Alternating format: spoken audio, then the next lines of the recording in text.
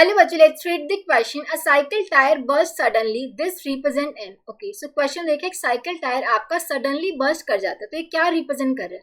अब देखो, जब एक साइकिल आपका सडनली बर्स्ट करेगा, ये प्रोसेस क्या होता है, काफी सडन है और फास्ट है, तो जिसकी वजह से क्या होता है कि सिस्टम को हीट एब्जॉर्ब और रिलीज करने का टाइम नहीं मिलता. There is no heat absorb और रिलीज. ठीक है, इस प्रोसेस में ना तो कोई हीट एब्जॉर्ब होती है ना ही रिलीज होती है.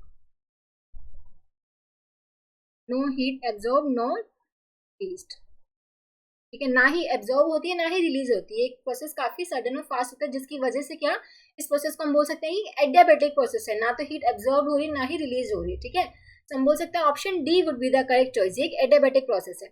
आइसोथर्म होता है जिसमें टेम्परेचर कांस्टेंट रहे. आइसोबारिक होता है जिसमें प्रेशर कांस्टेंट रहे. आइसोकोरिक जिसमें वॉल्यूम कांस्टेंट रहे. लेकिन इस प्रोसेस में क्या हो रहा है कि ना तो हीट एब्जॉर्ब होगी ना रिलीज होगी, इसलिए एडियाबेटिक प्रोसेस है. Option D would be the correct choice. I hope आप सबको समझ आया होगा. Thank you so much.